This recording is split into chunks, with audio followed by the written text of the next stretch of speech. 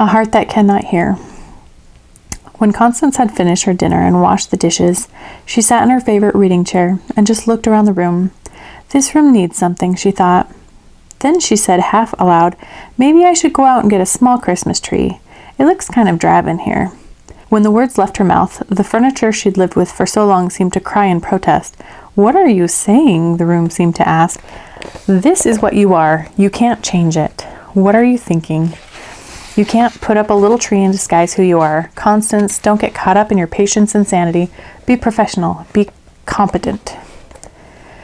With this, her peace vanished. Suddenly, she felt a knot in her stomach. For Constance, there was no greater fear than that of losing the appearance of competency.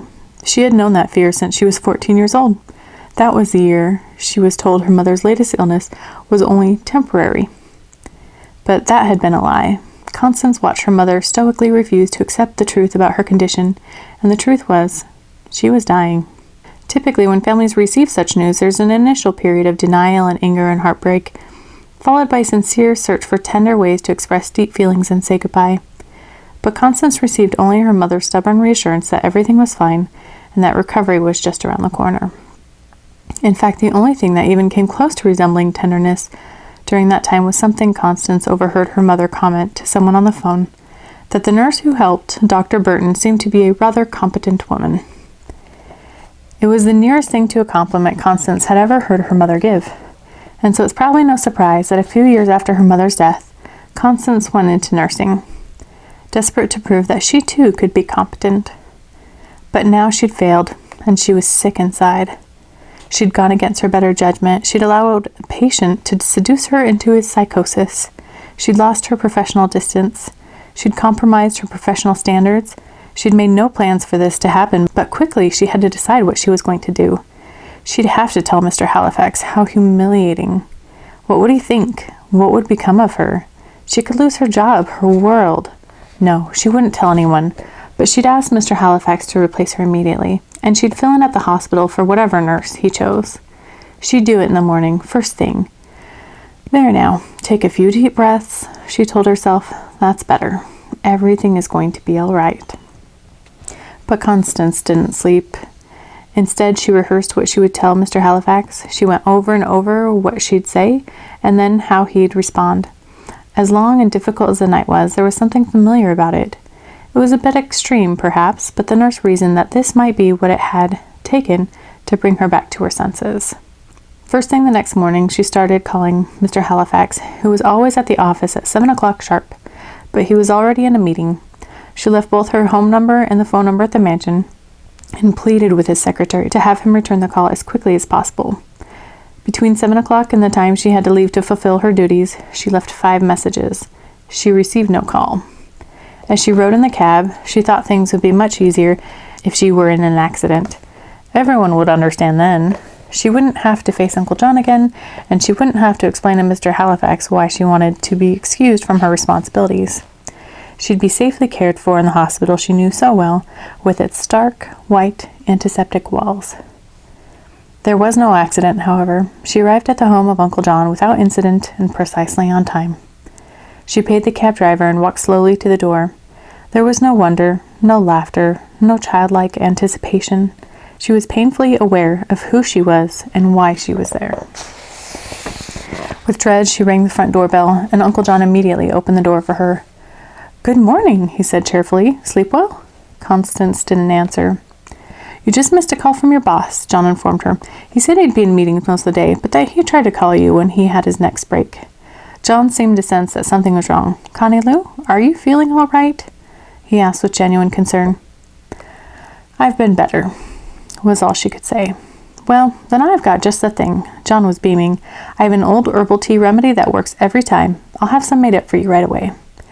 "Please don't bother. I'll be fine." Constance knew that her performance was unconvincing, but it was the best she could do under the circumstances. "You're worried about something, Connie Lou. It's written all over your face. What is it?" "It's nothing." "Is it about last night? Are you feeling awkward about last night?" How does he know everything? She wondered. Can psychotics read minds? "Connie Lou, may I tell you something? That was one of the dearest things anyone has ever done for me as a friend, and one of the most compassionate things you could have done for me as my nurse. And I know compassion. Did I ever tell you about the time I served with Florence Nightingale?" Constance rolled her eyes. Did he ever give up? "Well, some other time perhaps. I was so touched by what you did for me last night.